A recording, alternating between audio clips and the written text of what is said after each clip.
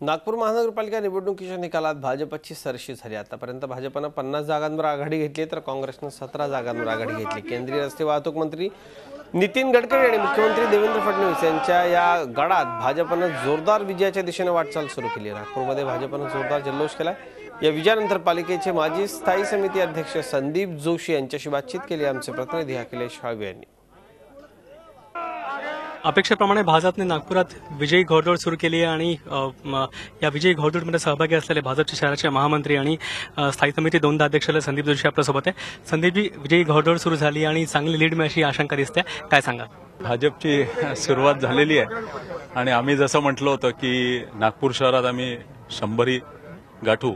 100% माननीय नितीनजी गडकरी आणि देवेंद्रजी फडणवीस यांच्या कामावरती विश्वास या शहरातील जनतेने दाखवलेला आहे आणि भाजपला विजयी परंपरा आहे। पुन्हा एकदा हॅट्रिक या नागपूर महानगरपालिकेत आम्ही करणार आहोत।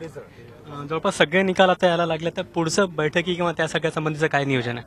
आज रात्री पुढची बैठक आम्ही बसणार आहोत आणि त्यानंतर आम्ही प्लॅनिंग करू त्याचं। 4च्या सुमारास नितीनजी नागपूरला येतात, त्यांच्यासोबत बैठक किंवा जल्लोष किंवा वाढायला भेट असं काही कार्यक्रम रात्री राहणार आहे, परंतु नितीनजी नेते आहे त्याच्यामुळे 4 नंतर आम्ही जवळपास सर्व उमेदवार जिंकलेले त्यांच्या घरी जाणारच आहोत।